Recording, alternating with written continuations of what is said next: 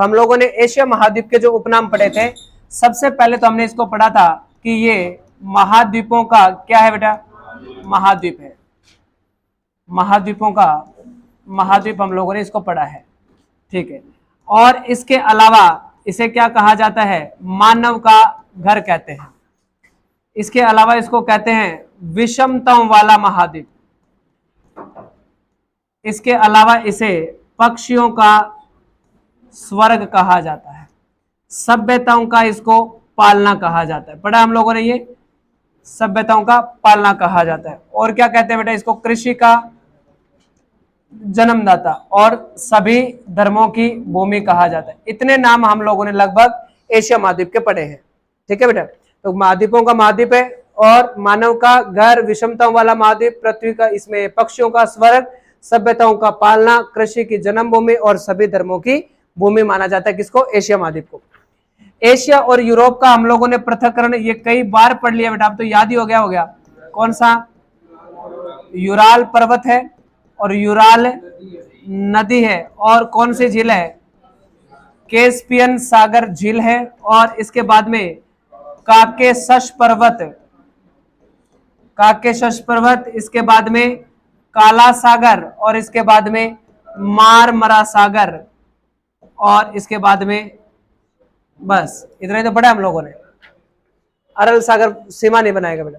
तो यूराल पर्वत, यूराल नदी, कैस्पियन सागर, काकेशस पर्वत, काला सागर और मारमरा सागर, ये हमने पहले से पढ़ रखा है ऑलरेडी इसको तो थ्योरी में। तो अब देखो, एशिया और अफ्रीका का पृथक्करण हम लोगों ने पढ़ा है। सबसे पहले तो आता है मेडिटेरेनियन सी, कौन सा सागर, भूमध्य सागर। इसके बाद में हम लोगों ने पढ़ा है लाल सागर, और एक नहर हम लोगों ने पढ़ी है कौन सी, सवेज नहर, और एक हमने जल संधि पढ़ी है बाब अल मंडेव जल संधि, और एक हम लोगों ने पढ़ी है कौन सी खाड़ी, अदन की खाड़ी, और फिर हम लोगों ने हिंद महासागर। इनके माध्यम से ये क्या होता है, अलग होता है, ठीक है ये। अब इसके बाद में हमने एशिया और उत्तरी अमेरिका का पृथक्करण जो किया है, वो एक ही चीज हम लोगों को पढ़नी होती है, कौन सी, बेरिंग जल संधि। और ये आप लोगों के पेपर में इसका जो प्रश्न आया था कि ये विश्व की कौन सी तिथि निर्धारक रेखा, कौन सी 180 डिग्री पूर्वी देशांतर रेखा जो है वो कहां से गुजरती है बेटा, बेरिंग जल संधि से गुजरती है। ओके, इसके बाद में जापान के उपनाम हम लोगों ने पढ़े कौन कौन से, सुकुमार, इसके अलावा इसको निप्पॉन भी कहते हैं, फूलों का देश कहते हैं, भूकंपों का देश कहते हैं। इसके बाद में प्रशांत महासागर का अग्निवलय कहा जाता है, द्वीपों का देश भी कहा जाता है ये। और इसके बाद में सूर्योदय का देश भी कहते हैं, और पूर्व का ग्रेट ब्रिटेन के नाम से भी किसे जाना जाता है, जापान को जाना जाता है। इसके बाद में हम लोगों ने पढ़ा फिलीपींस। फिलीपींस की राजधानी हम लोगों ने कौन सी पढ़ी है बेटा, मनीला में। इसे चावल की क्या माना जाता है, जन्मभूमि, और अंतरराष्ट्रीय चावल अनुसंधान केंद्र कहां पर अवस्थित है बेटा, मनीला फिलीपींस में है। तो ये इतनी बात पढ़ी है। और हम लोगों ने एशियाई विकास बैंक का मुख्यालय हम लोगों ने कहां पढ़ा है बेटा, एशियाई विकास बैंक का जो मुख्यालय है वो भी कहां पर है, फिलीपींस में। इंडोनेशिया के द्वीपों की आपको विशेषता बतानी है। सबसे पहले हम लोगों ने पढ़ा था कौन सा द्वीप, बोर्नियो द्वीप। और इस बोर्नियो द्वीप के बारे में हम लोगों ने पढ़ा है कि ये एशिया का सबसे बड़ा द्वीप है। इस पर कितने देशों का अधिकार है, 3 देशों का अधिकार है। इसके बाद में हम लोगों ने पढ़ा था जावा द्वीप, एक पढ़ा हम लोगों ने सुमात्रा द्वीप, और इसके बाद में हम लोगों ने पढ़ा था बाली द्वीप, और बाली के बाद में हम लोगों ने पढ़ा था मलक्का द्वीप, जिसको गरम मसालों का द्वीप कहा जाता है। तो ये हम लोगों ने इसके प्रमुख द्वीप पढ़े थे बेटा, बोर्नियो द्वीप, जावा द्वीप, सुमात्रा द्वीप, बाली द्वीप और मलक्का द्वीप। इसमें हम लोगों ने पढ़ा कि बोर्नियो जो द्वीप है ये तो पढ़ लिया, जावा द्वीप सर्वाधिक जनसंख्या वाला द्वीप है और मधुमक्खियों का क्या कहलाता है, छत्ता। सुमात्रा द्वीप सर्वाधिक जनसंख्या घनत्व वाला द्वीप है। बाली हिंदुओं का द्वीप कहलाता है, और G20 सम्मेलन की अध्यक्षता जो हुई थी, बैठक यहाँ पर हुई थी। और मलक्का द्वीप को क्या कहते हैं, गरम मसालों का द्वीप कहते हैं। इसके बाद में आगे देखो, थाईलैंड की और म्यांमार की विशेषता बनाए। थाईलैंड को क्या कहते हैं अपने, सफेद हाथियों की भूमि कहते हैं। सफेद हाथियों की भूमि हम लोगों ने थाईलैंड को कहा है, ठीक है।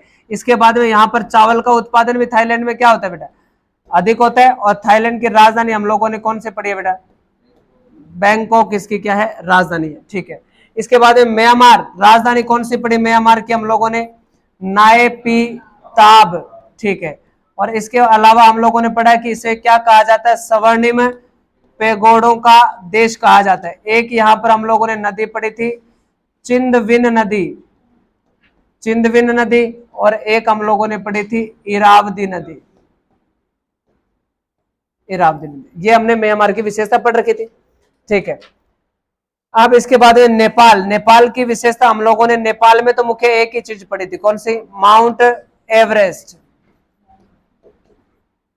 माउंट एवरेस्ट, ठीक है। इसके बाद भूटान की विशेषता हम लोगों ने क्या पढ़ा है कि भूटान को क्या कहते हैं बेटा, तूफानों का देश कहते हैं, गरजती हुई बिजलियों का देश कहते हैं, बस। चीन की विशेषता हम लोगों ने पढ़ी थी, चीन की राजधानी कौन सी है बेटा, बीजिंग। एशिया की सबसे लंबी नदी, यांग टी सी क्यांग। और दूसरी कौन सी नदी हम लोगों ने पढ़ी थी, अवांगो नदी को क्या कहते हैं, पीली नदी भी, और चीन का शोक भी कहा जाता है।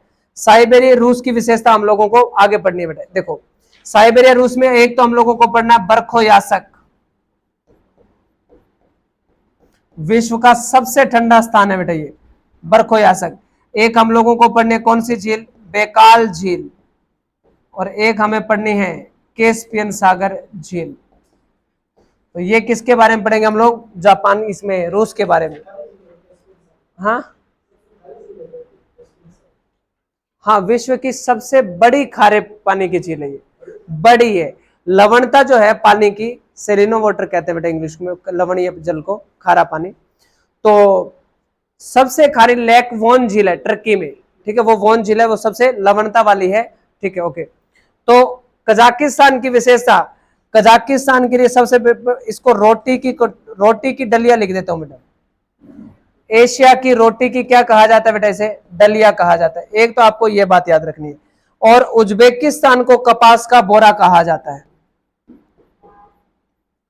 उज्बेकिस्तान को कपास का बोरा कहा जाता है। तो आपसे पूछे कपास का बोरा किसे कहते हैं, तो उज्बेकिस्तान को कहते हैं। अगला प्रश्न है कि स्टेपीज घास के मैदान, स्टेपीज घास के मैदान कौन कौन से महाद्वीपों में फैले हुए, यूरोप और एशिया में फैले हुए, ये स्टेपीज घास के मैदान। और एशिया में इसका भाग क्या है बेटा, ज्यादा है, एशिया में इसका भाग क्या है, ज्यादा है, ठीक है। एक तो विशेषता ये हो जाएगी।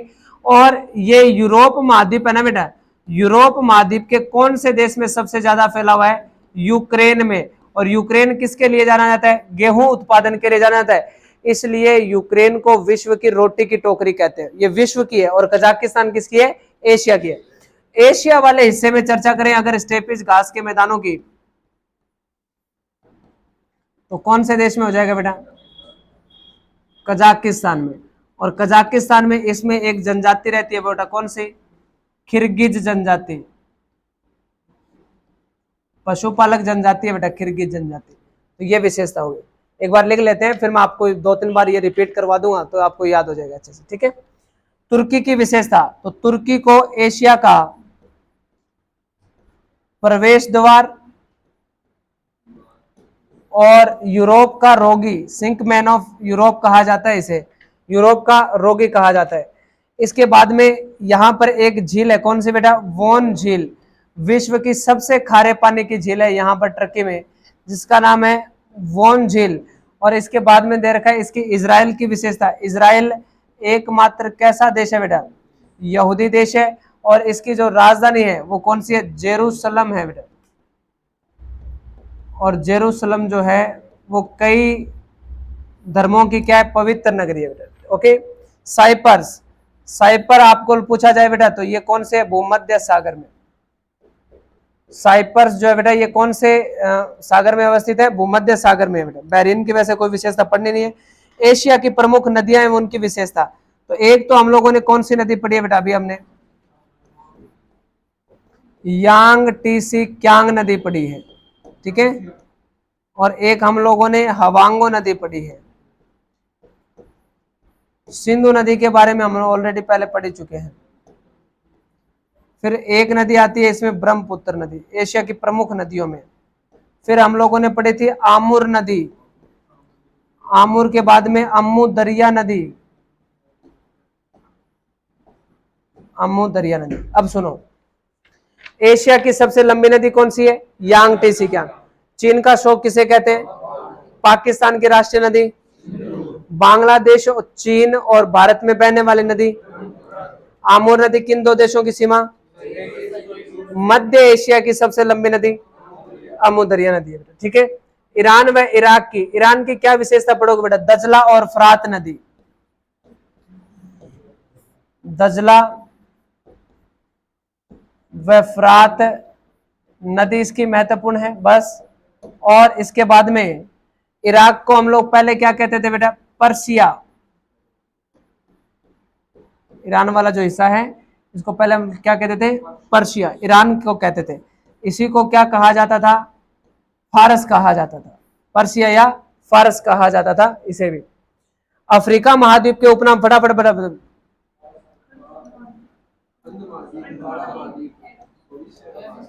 अंध महाद्वीप, अविकसित महाद्वीप, काला महाद्वीप, पठारी महाद्वीप, मरुस्थलों वाला महाद्वीप, हीरों का महाद्वीप, और एक इसको दक्षिणी अमेरिका का दर्पण कहते हैं, और भाई भविष्य का महाद्वीप, और बस ये इसके क्या है? उपनाम है।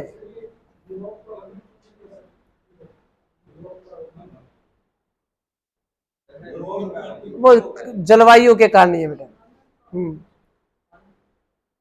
अफ्रीका महाद्वीप की अवस्थिति आप लोगों से पूछी जाए तो बेटा देखो, पृथ्वी के चारों गोलार्धों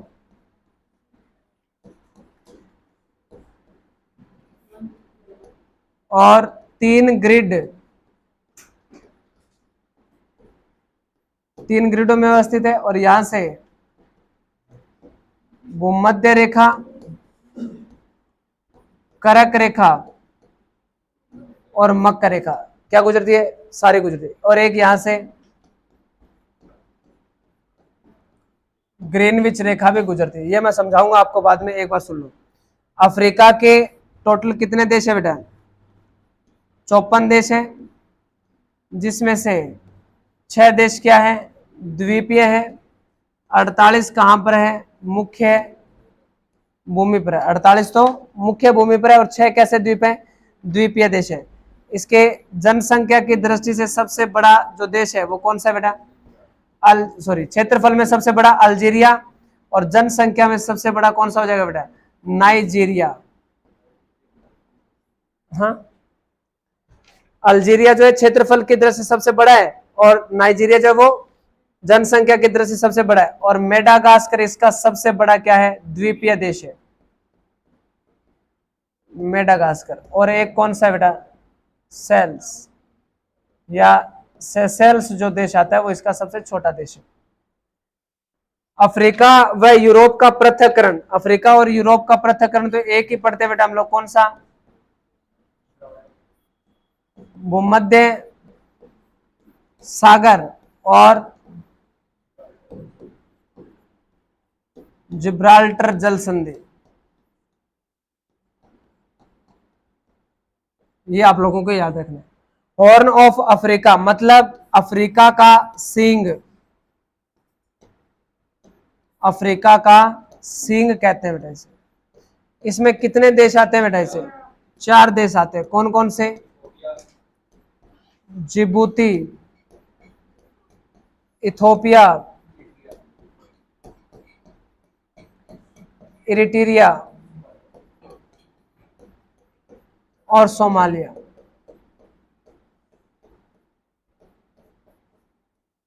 ये कितने देश आते हैं? 4 देश आते हैं। अफ्रीका के मरुस्थलों की बात करें तो सबसे पहला मरुस्थल, और दूसरा कौन सा मरुस्थल? कालाहारी मरुस्थल। अफ्रीका के प्रमुख जनजाति तुरेग जनजाति, बुशमैन जनजाति, पिग्मी जनजाति, और भाई हौसा जनजाति, फुलानी जनजाति, मसाई जनजाति। तो ये यहाँ की क्या है, प्रमुख जनजातियां अफ्रीका की। अफ्रीका के प्रमुख पवनों में बात करें तो एक पवन चलती है बेटा यहाँ पर शिराको, हमरटन तय है बेटा, ठीक है, हमरटन। बस ये दो पढ़ लो आप लोग, गिबली और इसी का नाम है।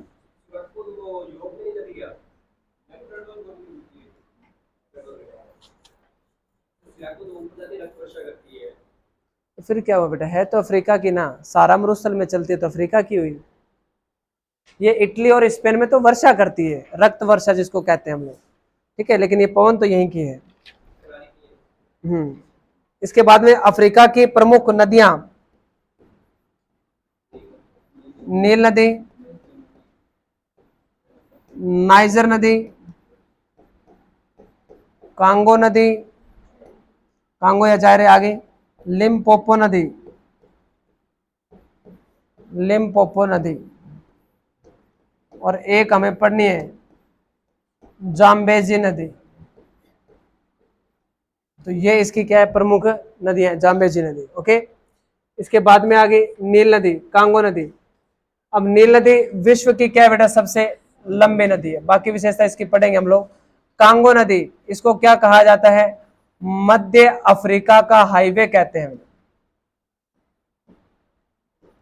मध्य अफ्रीका का हाईवे कहते हैं। और या इसको आप लोग कह सकते हैं क्या, जायरे नदी, कांगो व जायरे नदी।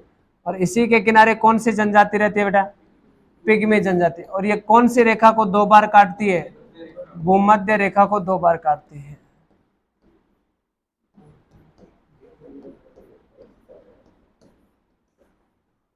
भूमध्य रेखा को दो बार काटती है। ये लिम्पोपो नदी आएगी बेटा, लिम्पोपो नदी कौन सी रेखा को दो बार काटती है बेटा, ये मकर रेखा को दो बार काटती है। और नाइजर नदी, इसे क्या कहते हैं, विश्व की तेल नदी कहते हैं बेटा, नाइजर नदी जो है उसे तेल नदी कहते हैं। प्रमुख पर्वत हो जाएगा यहाँ का किलिमंजारो, किलिमंजारो। और यहाँ पर एक हमको पर्वतमाला पढ़नी होती है, एटलस पर्वतमाला, ठीक है। एक यहाँ पर केन्या पर्वत भी तो है, केन्या पर्वत, ये यहाँ के क्या है, प्रमुख पर्वत है। अमेरिका के उपनाम, एक ही उपनाम पढ़ा हम लोगों ने, इसे क्या कहते हैं, नई दुनिया कहा जाता है, बस एक ही उपनाम है। कनाडा, सबसे लंबी तट रेखा 2020-80 इतनी बनाता है, ठीक है। और इसका एक शहर आपको पढ़ना, आगे भी काम आएगा, मॉन्ट्रियल शहर। और ग्रेट लैक्स मतलब महान झीलें, ये हम कनाडा की पढ़ेंगे। संयुक्त राज्य अमेरिका की बात करें बेटा, तो एक हम लोगों को पढ़ना है 49 डिग्री चैनल, और एक हमें पढ़नी है रियो ग्रांडे नदी। इसके बाद में मक्का के बारे में पढ़ना है, तो ये यूएसए के बारे में। अलास्का, अलास्का पर कौन से देश का अधिकार है बेटा, यूएसए का अधिकार है। और मैक्सिको जो है ये सबसे ज्यादा किसका उत्पादन करता है विश्व में, चांदी, ठीक है, मैक्सिको। प्रमुख नदियां, तो प्रमुख नदियां कौन कौन सी है बेटा इसकी, उत्तरी अमेरिका की एक ही नदी आप लोगों को याद रखनी है, मिसिसिपी नदी, ठीक है। और इसमें घास के मैदान क्या कहलाते हैं,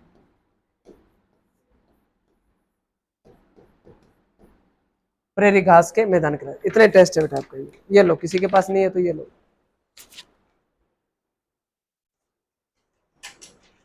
तो देखो अब वापस से अपने पढ़ते हैं। सबसे पहले दे रखे हमने एशिया महाद्वीप के उपनाम। तो एशिया महाद्वीप को किन किन उपनामों से जाना जाता है? सबसे पहले कौन सा है? महाद्वीपों का महाद्वीप कहते हैं बेटा। और इसके अलावा इसे क्या कहते हैं? मानव का घर क्यों कहते हैं? सर्वाधिक जनसंख्या निवास करने के कारण इसे मानव का घर कहते हैं। इसके बाद क्या कहा जाता है इसे? हाँ, विषमताओं वाला महाद्वीप। लो जी, इसको थोड़ा इधर घुमाओ, बड़ा करो इसको साथ में, और नहीं होगा। ठीक है, तो दूसरा हम लोगों ने क्या पढ़ा बेटा इसमें? विषमताओं वाला महाद्वीप। और इसे पक्षियों का क्या कहते हैं? स्वर्ग कहते हैं। और कारण क्या है कि यहाँ पर पक्षियों की सर्वाधिक प्रजाति पाई जाती है। इसके अलावा हम लोगों ने पढ़ा सभ्यताओं का पालना, मतलब इस महाद्वीप में नदियों के किनारे सर्वाधिक सभ्यताओं का विकास हुआ है। तो एशिया महाद्वीप की नदियों को सभ्यताओं का क्या कहते हैं? पालनहार कहते हैं। इसके अलावा इसमें हमने क्या लिखा है? हाँ, सभी धर्मों की भूमि। तो मैंने आप लोगों को पढ़ाया था भी एशिया महाद्वीप है सभी धर्मों की भूमि, इसलिए कि भी इस्लाम धर्म है, ईसाई धर्म है और यहूदी धर्म है। इनकी जन्म भूमि किसे माना जाता है? फिलिस्तीन को। किसको माना जाता है? फिलिस्तीन को माना जाता है बेटा, ठीक है। और बाकी जैन धर्म, बौद्ध धर्म और ये अपने भारत के हिस्से आएंगे। तो इस महाद्वीप में लगभग सभी धर्मों की क्या हुई है? जन्म भूमि कहलाता है ये महाद्वीप। तो ये किसकी विशेषता थी? उपनाम की। पहला प्रश्न है ना वो। अब इसके बाद में दूसरा हमारा था एशिया और यूरोप का पृथक्करण। तो हमने पढ़ा, तो बताओ, रिपीट करो बेटा। यूराल पर्वत, यूराल नदी, कैस्पियन सागर झील, काकेशस पर्वत, काला सागर और मारमरा सागर। एशिया और उत्तरी अमेरिका का पृथक्करण, सॉरी एशिया और अफ्रीका का पृथक्करण जो करना है, तो अपने को छोटी छोटी चीजें बेटा। कौन सी? भूमध्य सागर आएगा, एक तो लाल सागर आएगा, स्वेज नहर आएगी, बाब अल मंडेव जल संधि आती है, अदन की खाड़ी आती है और हिंद महासागर आता है। इसके द्वारा एशिया और अफ्रीका अलग अलग होते हैं। एशिया का उत्तरी अमेरिका से पृथक्करण कौन से जल संधि से होता है? बेरिंग जल संधि से होता है। और बेरिंग जल संधि से कौन सी प्रमुख रेखा गुजरती है? 180 डिग्री पूर्वी देशांतर रेखा गुजरती है, जिसको विश्व की तिथि निर्धारक रेखा कहते हैं। जापान के उपनाम। तो जापान के उपनाम है बेटा सबसे पहले सुकुमार, निपोन और उगते सूर्य का देश, फूलों का देश, भूकंपों का देश और प्रशांत महासागर का अग्निवलय और पूर्व का ग्रेट ब्रिटेन। फूलों का देश और द्वीपों का देश भी तो कहते हैं। तो ये इसके उपनाम हो गए। फिलीपींस। फिलीपींस की राजधानी कौन सी है? विश्व में चावल की जन्मभूमि, अंतरराष्ट्रीय चावल अनुसंधान केंद्र, एशियाई विकास बैंक का मुख्यालय मनीला में हो जाएगा बेटा। इंडोनेशिया के द्वीपों की विशेषता बताएं। तो सबसे पहला द्वीप हमने बोर्नियो द्वीप पढ़ा था। बोर्नियो द्वीप पर कितने देशों का अधिकार? कौन कौन से देश? ब्रुनई, मलेशिया और इंडोनेशिया। विश्व का सबसे बड़ा द्वीप समूह है इंडोनेशिया। अरे विश्व का सबसे बड़ा द्वीप समूह है कौन सा है? विश्व का सबसे बड़ा द्वीप ग्रीनलैंड। ग्रीनलैंड पर किसका अधिकार? डेनमार्क का। डेनमार्क को क्या कहते हैं? विश्व की दूध नगरी। वापस से पढ़ो। विश्व का सबसे बड़ा द्वीप समूह है, अरे बोलो कौन सा है? विश्व का सबसे बड़ा द्वीप ग्रीनलैंड पर किसका अधिकार? डेनमार्क को क्या कहते हैं? विश्व के दूध नगरी कहा जाता है। ठीक है, इसके बाद में अगला जो प्रश्न है हमारा, अच्छा और द्वीप पढ़ने। तो बोर्नियो द्वीप हो गया। इसके बाद में आप लोगों को मलक्का द्वीप। मलक्का द्वीप को क्या कहते हैं? गरम मसालों का द्वीप। विश्व का सर्वाधिक जनसंख्या वाला द्वीप, इसीलिए इसको क्या कहते हैं? विश्व का सर्वाधिक जनसंख्या घनत्व वाला द्वीप।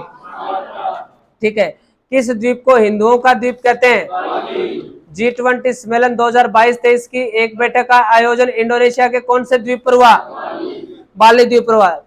दक्षिणी पूर्वी एशिया की चावल का कटोरा, थाईलैंड। सफेद हाथियों की भूमि, 10 लाख हाथियों की भूमि, लाओस। 10 लाख हाथियों की भूमि, सफेद हाथियों की भूमि, थाईलैंड। ठीक है, इसके बाद में म्यांमार। स्वर्णिम पैगोडों का देश म्यांमार। प्राचीन नाम क्या था इसका? बर्मा। राजधानी कौन सी है? नायपीताब। राजधानी कौन सी है इसकी? म्यांमार की जीवन रेखा चिंदविन नदी। म्यांमार का शोक, इरावती नदी।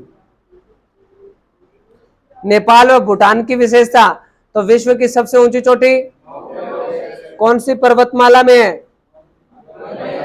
विश्व की सबसे लंबी पर्वतमाला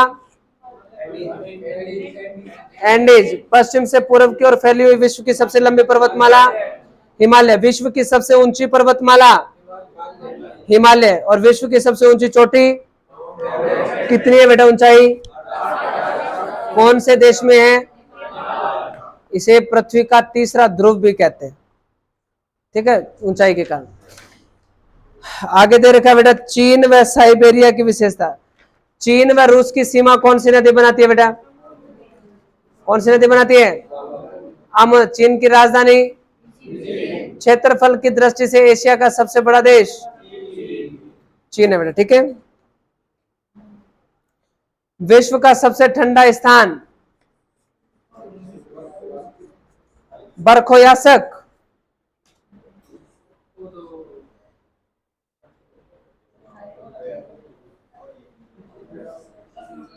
एशिया का ये विश्व का सबसे ठंडा स्थान कौन सा बेटा? बरखोयासक।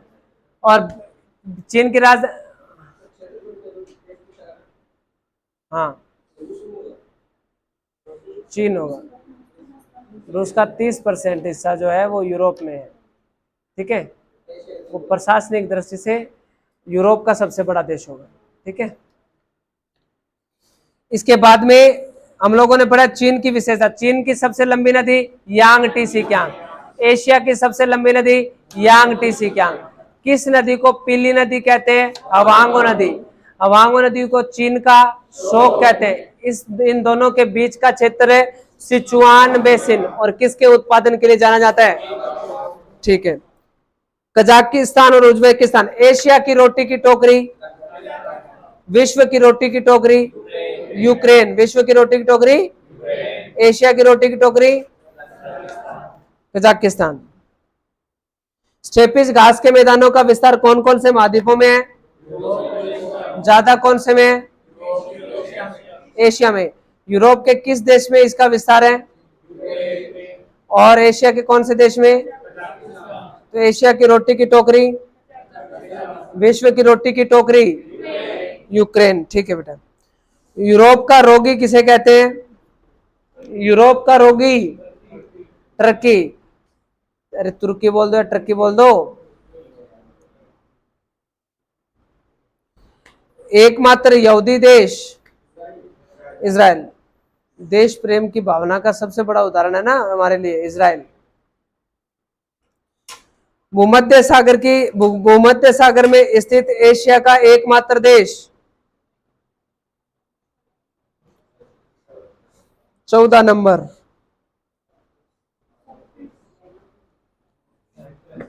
भूमध्य सागर में अवस्थित एकमात्र एशिया का देश है साइप्रस।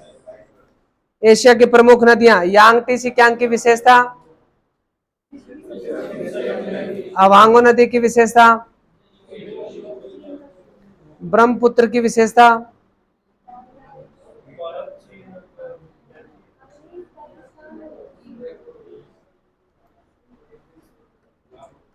ईरान व इराक हो गया। अफ्रीका के उपनाम बताओ।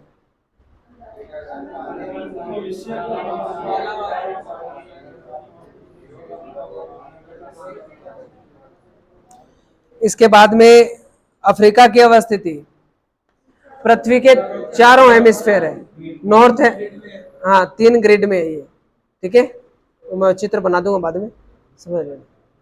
तो चारों ही गोलार्ध में, उत्तरी दक्षिणी पश्चिमी और पूर्वी, चारों में फैला हुआ है, तीनों ग्रिडों में।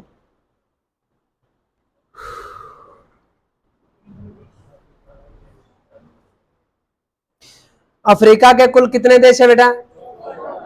द्वीपीय देश कितने हैं? 48 देश। सबसे बड़ा देश क्षेत्रफल में और जनसंख्या में? हॉर्न ऑफ अफ्रीका में कितने देश आते हैं? कौन कौन से?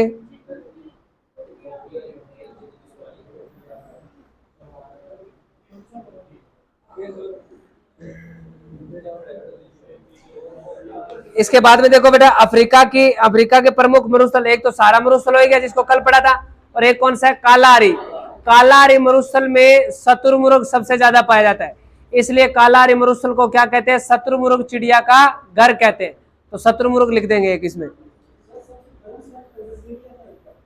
Death valley USA California. Africa का सबसे गर्म स्थान अल अजीज या लीबिया है, नामीबिया। अब इसके बाद हॉर्न ऑफ अफ्रीका में कितने देश है बेटा, हॉर्न ऑफ अफ्रीका में कितने देश आते हैं, कौन कौन से, जिबूती, इरिट्रिया, इथोपिया और सोमालिया। अफ्रीका के मरुस्थल हो गए। इसके बाद में अफ्रीका की जनजातियां, यहाँ की प्रमुख ऊंट पालक जनजाति तो है बेटा तुरेग।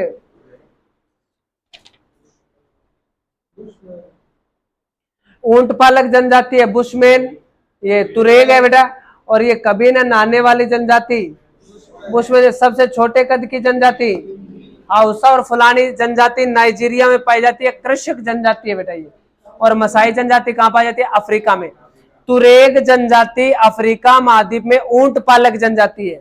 बुशमैन जनजाति लिम्पोपो नदी के आसपास निवास करती है, कभी नहाती नहीं है। पिग्मी जनजाति सबसे छोटे कद की जनजाति है। हाउसा व फुलानी जनजाति नाइजीरिया की कृषक जनजाति है। और मसाई जनजाति कहाँ की है बेटा, मिस्र की है, इजिप्ट या मिस्र की है बेटा ये।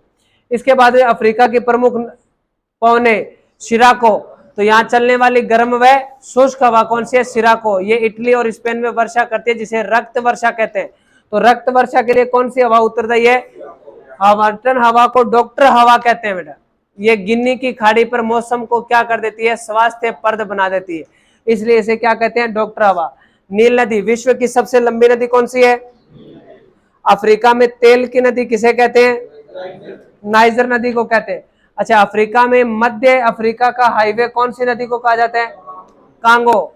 और भूमध्य रेखा को 2 बार काटने वाली नदी कांगो नदी। लिम्पोपो नदी कौन सी रेखा को 2 बार काटती है, मक्का रेखा को 2 बार काटती है। इसके अलावा जाम्बेजी नदी पर विक्टोरिया जलप्रपात बना हुआ है, विक्टोरिया वाटरफॉल जलप्रपात। ठीक है, अब पढ़ लो फटाफट। अब आप पढ़ो इसमें से, इतना पढ़ लो फिर मैं ऊपर किसका दूं। ये लो, सारों का ध्यान इधर होना चाहिए, पढ़ो इसको फटाफट। इनके आगे वाले जो नाम है उनको याद ना है, पूछो।